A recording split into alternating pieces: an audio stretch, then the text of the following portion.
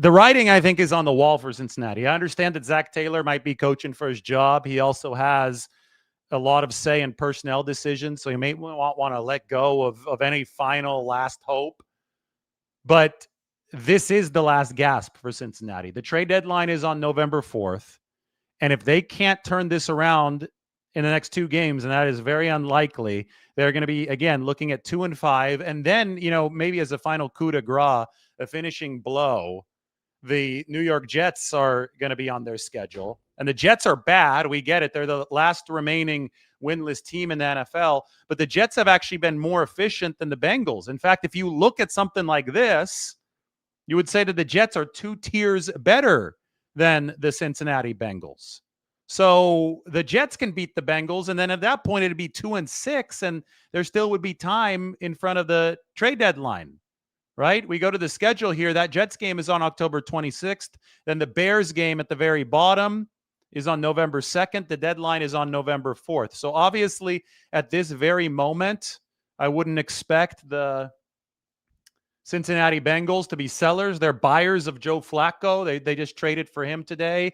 But this can change very quickly, and I see this as a desperation move. So the 49ers interested in an edge rusher to replace Nick Bosa. I think they might also be interested in a defensive tackle because they have now lost Yetur Gross-Matos to a hamstring strain, and he already was on a pitch count. And I think a defensive tackle, speaking of the Bengals, remember when they got Justin Smith from the Bengals? He came over 15 years ago. He made the edge rushers for the 49ers better. Well, somebody like Jeffrey Simmons on the Titans, that could be another big fish who the 49ers might be interested in acquiring. But if you look at teams with whom the 49ers might be willing to trade, you look at the bottom left of this graph. Those are the teams that might be interested in selling.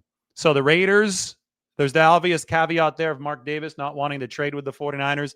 That has actually happened in the past before, but the Raiders do. Everybody will say Max Crosby, but he just re-signed with the Raiders, so that'd be highly unlikely. I would say somebody like Tyree Wilson for the Raiders. They've got a couple younger rushers on that line, but I don't know if Mark Davis would be willing to trade. The New York Giants, who just lost to the Saints, that might be a much more realistic proposition. That's where you can talk about Kayvon Thibodeau. The Miami Dolphins down here really struggling. I would also look into that. If I'm the 49ers, you could talk about Bradley Chubb. The New Orleans Saints up here with that Bears logo right next to them. That could be one where Carl Granderson he's a 3-down player. He could be on the edge for the 49ers. And even Cam Jordan, although the Saints have a really interesting salary cap situation in which I would say they're still in cap hell after years of kicking the can down the road and not doing it in proper fashion. They would face a ton of dead money if they jettisoned a player like Cam Jordan or like Carl Granderson. And they only have $8 million in salary cap space, and that dead money would accelerate the hit the cap now, and they wouldn't actually be able to afford that trade without making other moves. That could be the holdup unless the Saints make other moves. But the bottom line is that the 49ers are going to need a 3-down defensive lineman to factor into what they have now, because the 49ers are in a bad spot when it comes to defensive line robustness as we speak. They've lost Bosa. They've lost Yetur Gross-Matos. Well, Kyle Shanahan may have an update on Yetur tomorrow, but you could see here, I have him shaded in pink. Bosa's not even on here anymore because he's on injured reserve. Kalia Davis is out for 2 games. Alfred Collins, yeah, maybe he's back this week. He suffered a more mild knee sprain. Robert Beal missed the Rams game, and he still was out of practice yesterday. I mean, this is paper thin at this point. They're young to begin with. I, again, would not limit this to just the defensive end. I know the knee-jerk reaction is, they need somebody to directly replace Bosa. And yeah, I get it. 3-down player to replace Nick Bosa would really help the 49ers. But you also need defensive tackle help. Neither Davis nor Elliott has been productive as a pass rusher this season. Alfred Collins hasn't either. Collins was productive with the strip sack, but he's still developing. CJ West hasn't been productive. He's still learning. You're going to probably give Evan Anderson a shot now that guys are hurt, and that makes sense. He actually was a decent pass rusher for the 49ers last year. And maybe if you don't make a move right now, because teams aren't interested in making moves yet, Maybe Sebastian Valdez gets a call up at that defensive tackle position. But you can see the 49ers need more. They need more firepower. They're lucky to be 4-1 right now. You give them credit for scrounging their way to 4-1. But the defensive line for San Francisco has run into major issues because of these injuries. You saw it with the lack of pressure on Matthew Stafford. It is something that will come back to bite the 49ers for sure at some point this year. If they don't make this room more robust, Robert Saleh can only deliver so many smoke and mirrors for San Francisco before he runs out of tricks. And you saw it happen to the Detroit Lions last year after they lost Aiden Hutchinson. Sure, they signed Zadarius Smith, and sure, they patched up the defense a little bit, but they still weren't good, and they got absolutely blown out of the water by the Washington Commanders offense once the playoffs hit. And I think the longer that the 49ers succeed here early in the season, the more they owe it to the locker room and to the coaching staff to give their unit a real chance to succeed over the long run. San Francisco is right here right now. They're right in the middle of the pack efficiency-wise. They actually rank number 16 in DVOA, which is defense adjusted value over average. And the natural corresponding record for a number 16 ranked DVOA would be a 500 record. The 49ers obviously are better than 500. What that tells us is what we've seen. They've managed to steal a couple wins, especially the one against the Rams. They've also beaten another tier 3 team, their tier 4 team in the Seattle Seahawks. But the Eagles and the 49ers are currently outperforming their efficiency rank. And the longer this goes, the harder it's going to be to do that. That's why the 49ers are hoping to get stronger by returns from injury. So you get guys on offense back. George Kittle, probably the first one you think of. Brock Purdy, another one. I just don't know exactly when that's going to be because they can afford to long game this as long as Mac Jones is decently healthy. But eventually Brandon Ayuk will be back. We talk about Ricky Pearsall. We talk about Jawan Jennings. Theoretically, if you're the 49ers, you move your logo further to the right with returns on offense, right? So that could be a way to graduate into this tier where you're much closer to Super Bowl contention. Defensively, you've got to just hope that the youngsters figure things out. And I think that they're going to get better over the course of the year. You've got to hope that a return like Malik Mustafa helps the 49ers.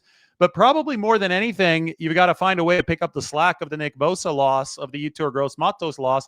And that's where a trade for a defensive lineman comes in. And that could move you further north, right? Further up. That's another path to this tier. If you get both of those things to happen, if you heal up offensively and you make a trade defensively while seeing those youngsters blossom, you can move up and to the right. You can move diagonally, maybe right to the Rams spot.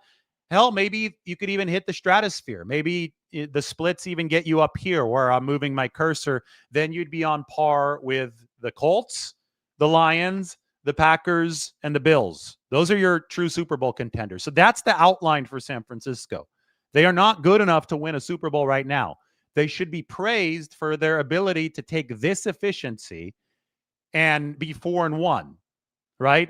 That is absolutely praiseworthy, but I'm talking about sustainability. I'm talking about strategy moving forward for the 49ers. And the way to do that is to look at some of the teams down here and find a way to grab one of their or two of their players at the spot that you need most, which is defensive line, given how things have been drained there talent-wise because of injuries, and find a way to catapult you vertically, catapult you forward. And the team that we're talking about most right now is the Cincinnati Bengals. Now, I understand that the camera quality is poor, so we're keeping the little thumbnail size image here in the bottom or on the left side of your screen.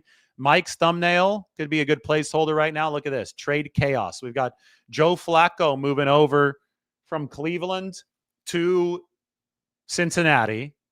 Joe Flacco, though, the number 31 quarterback in the league in terms of QBR at 40 years old. We see this as a desperation move for the Cincinnati Bengals because we look at their schedule moving forward and it's not going to be pretty. I could almost guarantee that against Green Bay this weekend. I think they're 14.5-point underdogs against the Packers. And then, the one argument for Zach Taylor, and I get it, he's the coach, and maybe his job is in danger, and he also has heavy say in personnel over in Cincinnati, so maybe he doesn't want to let go of the one last grasp, of hope that he has. So he doesn't want to trade Trey Hendrickson. But if he's hoping for something, it is a win over Pittsburgh on a short week coming off the game against Green Bay, which is likely to be a loss. And if they beat Pittsburgh, they could stay within a game, probably, right? They'll be at most 2 games down heading into Pittsburgh. If they could win at home against the Steelers, they'll only be a game out. I would circle October 16th on your calendars as determination day of whether or not the Cincinnati Bengals are going to be buyers or sellers, or remain buyers or turn into sellers. Because if you lose to Pittsburgh, then you're going to be 2-5. And then if even that doesn't convince them, then that game on November or October 26th against the New York Jets, which could also be a loss, even though the Jets are 0-5, that might be the final nail in the coffin. Now, it isn't just Trey Hendrickson whom the 49ers can trade with when we're talking about the Cincinnati Bengals. It is also Myles Murphy. So you might call him for Trey Hendrickson, but end up with somebody like Myles Murphy, who's younger. This is a guy who's only 23 years old. He's got a lot of speed, especially considering the fact that he's 275 pounds. 3-down potential for Myles Murphy, somebody who's been in the league since 2023. It was the number 28 overall draft pick coming off of a playoff season for the Cincinnati Bengals. So this now is his 3rd season in the NFL. He's going to be eligible for a contract extension after this one. Myles Murphy is the forgotten component of this Bengals defensive line. And I think that we should be, when we're discussing how the 49ers might operate moving forward, I think we should be discussing all of the teams in the bottom left here and the assets that they might be willing to trade. So for the Tennessee Titans, it's not necessarily going to be Jeffrey Simmons. You can also talk about somebody like Arden Key, who used to be with the 49ers. When you talk about the Cincinnati Bengals, you should also talk about Myles Murphy on top of Trey Hendrickson, who's on this beautiful thumbnail that Mike was able to put up on the screen. So all of these things are, multifaceted. It's not just going to be us discussing one player. I think we need to discuss multiple players. Myles Murphy has an awesome relative athletic score, by the way. Mike just sent this to me. And I'm going to toss it up onto the screen. Oops, tossed the wrong thing up onto the screen. There's another look at Trey Hendrickson. Here's the Myles Murphy athletic score coming out of Clemson. Only a sack and a half this season, but he's got a very, very fast 40-yard dash time. And again, with the size that he brings to the table at 275, here at 268 for combine testing, but the size this guy brings to the table means that he could be a 3-down player. And he'd obviously also be a cheaper trade for San Francisco. I think with the speed that he brings to the table, Myles Murphy could be a good fit for the 49ers wide 9 defense. When you look at the other teams, like Arden Key would be a cheaper trade than Jeffrey Simmons. I know Simmons is one of those guys who is a star. He actually leads the league in pass rush win rate of defensive tackles. I know that a lot of people are like, wait, that's not Nick Bosa's position. Well, I saw Simmons working against a tackle in that game versus the Cardinals this past week. So Jeffrey Simmons is a versatile defensive lineman. And again, defensive tackle can help you with one-on-one matchups on the outside as well. That's something that could have downstream effects that are positive for the 49ers. All right, let's open this up to some questions from you guys. I have the thumbnail back up. Mike does such a good job with those thumbnails. Why don't we give him a round of applause? Comes in very handy today since, for whatever reason, there's some downstream internet problems and we're not getting a good picture when I am on camera. So we're going to keep this just as it is as I answer some of your questions.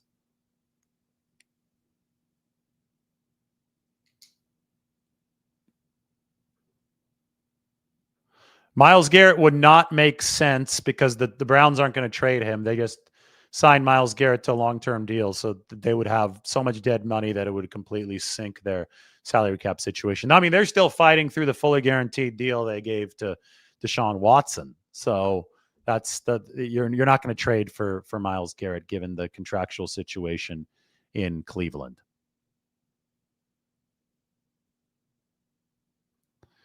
Why wouldn't the 49ers make this move right now instead of waiting? Well, because the Bengals obviously don't want to make it right now. The Bengals are still buying.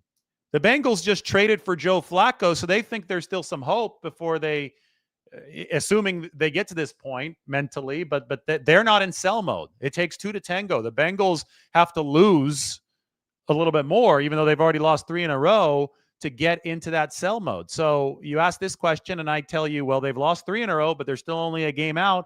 They're going to lose the Green Bay. I can assure you of that. But the Pittsburgh game is what looms large. I think that if a move happens, it might happen the weekend after or the Monday or Tuesday after that October 16th game if they lose. And if that doesn't convince them, then maybe after another loss, if that happens against the Jets, because I'm going to keep on going back to this. Even the Jets have been more efficient than the Bengals this year, and I don't think that Joe Flacco is going to help them all too much.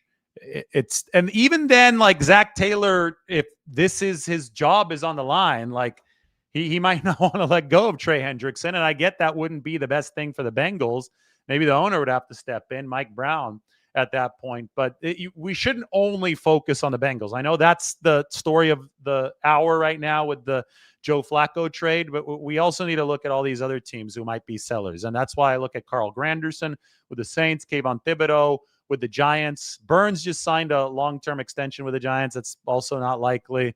Max Crosby with the Raiders also wouldn't really fit because of that reason.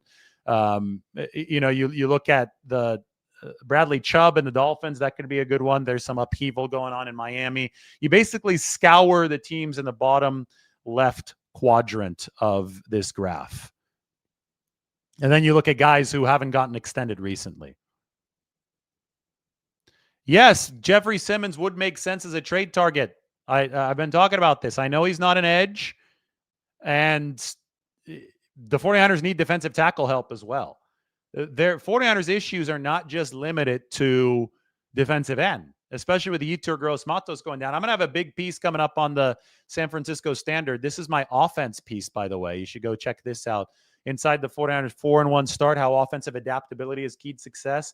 And I look at a ton of data. I'm going to scroll down through this. Offensive line data. We could even talk about this in a bit if you're interested. Receiving data for the 49ers. I look through all of this data, and I'm going to have the defensive piece coming out tomorrow, and you will see just how much the 49ers have been overachieving record-wise, given the issues that they're facing along their defensive line. Right? The 49ers right now, it's hard to believe they're 4-1, given the fact they've been anemic rushing the passer from defensive tackle. They've obviously lost a ton with Bosa going out at a defensive end. So yes, if they could get their hands on Jeffrey Simmons, it would be a great addition for San Francisco because it's all connected. Defensive tackle can help defensive end. If you get a double team on the inside, it could help the exterior rushers as well. It could free up guys like Mykel Williams and Bryce Huff to be working on the outside.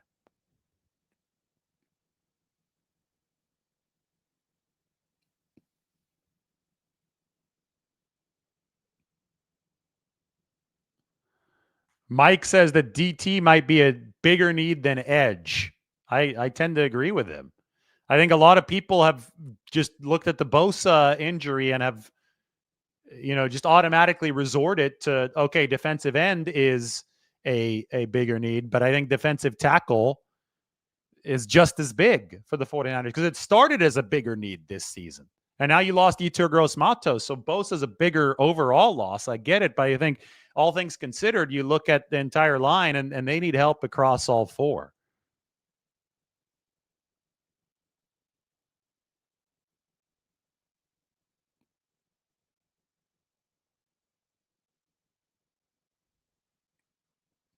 Do I think other teams would want to trade for Mac Jones? Sure, but I don't think the 49ers want to trade Mac Jones. I mean, Mac Jones is keeping this season cobbled together with duct tape right now. Brock Purdy isn't healthy. I get it. Neither is Mac, but he's healthier than Brock at this very moment. Thank God the 49ers have Brock. They wouldn't be 4-1 right now if thank God they have Mac. I said they wouldn't be 4-1 right now if they didn't. It's a good thing they have both quarterbacks. Let's put it that way.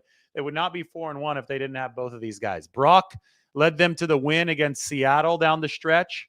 Not sure that Mac would have been able to do that in his first start. Mac then was able to pull out the Arizona game when Brock was hurt, and Mac did a hell of a job against the Los Angeles Rams, extremely shorthanded.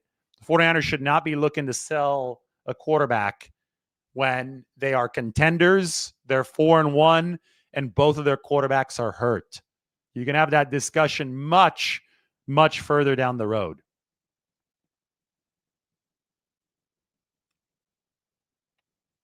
Also, Mac is under contract for 2 years with the 49ers. Remember that. So anything that you would sell Mac off for right now would be very premature, because a draft pick that you get in return, unless you get a player in return that you need right now, but it's not going to happen, right? But anyway, a draft pick that you get in return for Mac, trading him, wouldn't be useful to you until next year after this season. He's still under contract. You could wait until the offseason to discuss what you want to do moving forward, and even then you might want to keep him for the second year. So the 49ers are in very, very good position in that QB room, minus the injuries, obviously. They've got to get healthy. Mike wants me to go full screen to see if the video is still blurry. Is it still blurry, guys? I'm guessing it probably still is. I'm getting a slow internet, unstable internet warning. Even though the internet's very fast, it says it's unstable, and that might lead to some blurriness. What does Mike say? Yep, still blurry. Well, we'll probably have to restart a video, do this a little bit later, but you should check out the article up on the San Francisco Standard. I could shift this to an offensive discussion for San Francisco now, because we've got all this data that I went through. You guys see this for the offensive line? Darker shading is better here for the offensive line. So you got run block, grade percentile, pass block, grade percentile. You can see they've been, actually, this is funny. They've scored better in run blocking, even though the run game hasn't been there for the 49ers. I think a lot of it is because George Kittle is out. Historically, when George Kittle is out, the 49ers average 1 yard less per carry, which is a huge difference than they do when George Kittle is in. I think it's thrown Luke Farrell out of position. It might not even be fair to fairly evaluate Luke Farrell until George Kittle is in, because he was meant to block in a secondary role, not a primary tight end one. Kittle just, you leverage defenses when George Kittle and Kyle Juszczyk are in the game. They don't know if you're going to run or if you're going to pass, and you have them off balance. The 49ers haven't had Kittle in there, and that's obviously led to some serious issues for San Francisco on the offensive side of the ball. McCaffrey is at 3.1 yards per carry, but you know what? Perspective is important. Saquon Barkley is at 3.2 yards per carry. 49ers have a better offense than Philadelphia's, because both Brock Purdy and Mac Jones are better quarterbacks than Jalen Hurts. So you're seeing a lot of teams gang up on the 49ers run game. You're seeing them struggle without good perimeter blocking from George Kittle and the receivers. Having Jawan Jennings out has not helped anything. Brandon Ayuk is a great blocker. He has also been out. That has not helped much for the 49ers. So even if the line is doing a decent job run blocking, Pooney has taken a step back. But even if they're doing a decent job run blocking, they have not gotten the blocking support that they need from the outside. And that's something that obviously can change when George Kittle returns. Probably not this week, but the following game against the Atlanta Falcons. Pass block grade, Connor Colby really struggling. As you can see, only better than 8% of guards pass blocking. And that's where, when Ben Bartch returns, he was scoring above average in both pass and run blocking. He could really help the 49ers, that left guard position. He could probably really help Trent Williams, who's been having to pick up for Connor Colby at that left tackle spot. And I think Jake Brendel would also benefit from better left guard play. Brendel was scoring better before Bartch was replaced by Colby due to the Bartch high ankle sprain. So we might see Ben as soon as week 7 against the Atlanta Falcons. And then we'll see if Dominic Pooney can continue playing his way into a little bit better shape after all of the struggles for Dominic following the week 2 of the preseason injury. Colton McKivitz, though, playing well. And I think Trent, by and large, still playing well for the 49ers. Here you have the receiving distribution, yards per route run. In the past, when the 49ers have been firing on all cylinders, they've had at least 3 guys over 2 yards per route run. Right now, they have only 2, and it's only 1 receiver and 1 running back. Christian McCaffrey's doing some crazy stuff. He's got 387 receiving yards. He's leading the 49ers in receiving yards already. It's wild stuff. But they don't want that, right? They want a little bit more explosiveness from the outside. That's where you got to get your guys back. You're the 49ers. If you get your guys back, then you can move into better position here. And you could also move into better position here in the upper right by taking players away from the bottom left. That's why we're talking about Trey Hendrickson. That's why we're talking about everybody on that Cincinnati Bengals defensive line. Not just Hendrickson, but other talent potentially available. And we could look to other teams as well for potential 49ers trades. All right, guys. Adam Schefter said a little bit earlier today that he expects each Monday and Tuesday until the trade deadline to see trades, and he thinks there may be up around 10 to 12 trades before the November 4th deadline. So there's going to be a lot of activity happening in the league over the course of the next week or so, or the next month or so.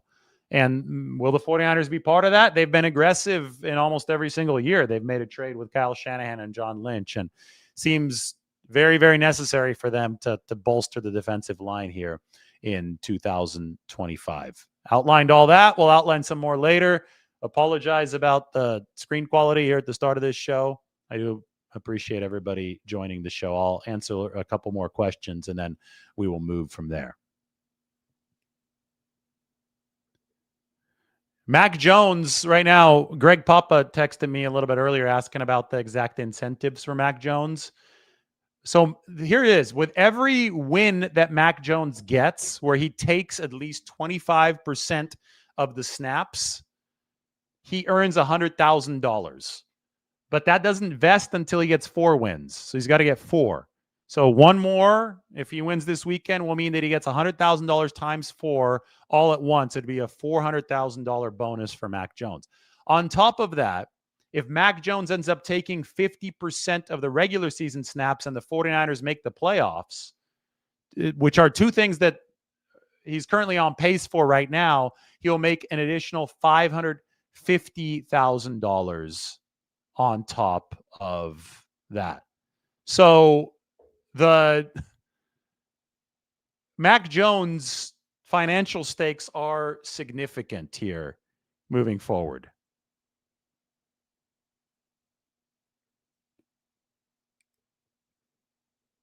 Got to do one more thing. I think it's probably still blurry. I apologize if it is. You're welcome for the information. We've got a thank you for our advertiser, Ridge Wallets. Ridge Wallets, that really cool stuff. This wallet holds up to 12 cards plus cash. It's made with premium materials like aluminum, titanium, and carbon fiber. Over 50 colors and styles to choose from. And all Ridge products have a lifetime warranty. With the Ridge AirTag attachment, you'll always know exactly where it is before panic mode kicks in. Ridge isn't just about wallets. They create premium everyday carry essentials like key cases, suitcases, and rings, all built with the same sleek, durable design. So for a limited time, our listeners get 10% off at Ridge by using the code Lombardi at checkout. Just head to ridge.com and use the code Lombardi, and you're all set. After your purchase, they will ask you where you heard about them. Please support our show and tell them we sent you. That is ridge.com. Use the code Lombardi, and you are all set.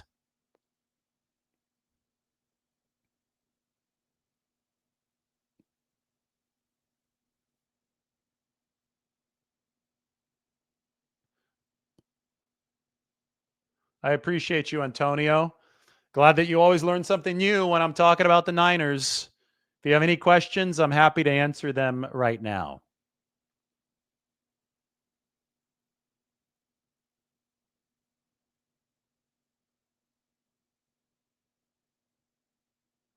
Is there any scenario where Mac holds out next year, considering he has outplayed his current contract? I'm sure if Brock Purdy is unavailable to play next year and Mac has that kind of leverage, if he's in line to start with the 49ers, that would be the one scenario where you definitely would have to reach a new agreement, because if he enters the season as a starter, he's not going to play for just a couple $1 million. Entering the season as a starter, maybe the next bridge upward for Mac would be something like the Sam Darnold deal with the Minnesota Vikings, about $10 million instead of what is it, $3 or $4 million that Mac would be in line to make from the 49ers next year. But you can't really cross that bridge until you do get to it. Is it possible to trade for Max Crosby? No, it's not. He just signed a deal with the Raiders this offseason, so the dead money would be very, very massive.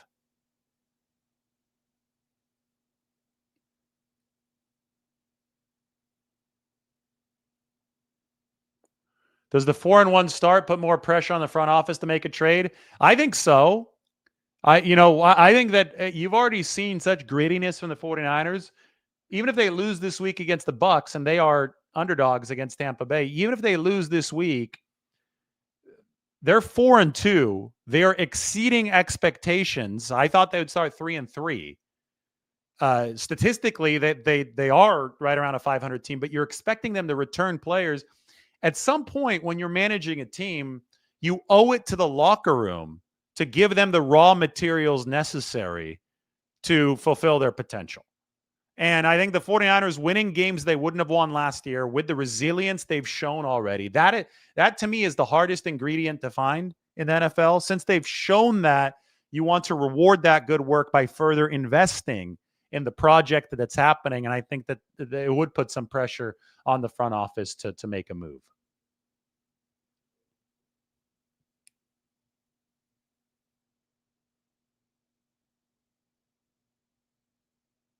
This is true. If a player signs a giant new contract or is a newly signed rookie that a team has on their 53, there's an almost 0% chance to get traded. Yes, that applies to a guy like Max Crosby. Now, Trey Hendrickson doesn't fall into that bucket because they couldn't find a long-term deal with Trey Hendrickson. They signed Trey to a short-term deal just to end the holdout. So with Trey up on your screen right there, this is something where I think the Bengals would be incentivized to move on from him if the chances are indeed extinguished, which I think they soon will be, even with this Joe Flacco trade. You just got to look at the timeline of this moving forward. With Trey Hendrickson, you've already failed once to sign him to a long-term deal. Who's to say that it's going to work the second time around, especially that he's got free agency leverage coming up? The most you're going to get for him if he decides not to re-sign with you, which seems to be a big-time possibility, the most that you would get for Trey Hendrickson would be a third-round pick, compensatory at the end of the third-round selection. If you trade him now, you could get maybe a 2 and a 3. I'm just comparing the trade price to what the Rams paid for Von Miller back in 2021. Probably could get more if you're Cincinnati. Then it becomes a matter of what the 49ers are willing to spend.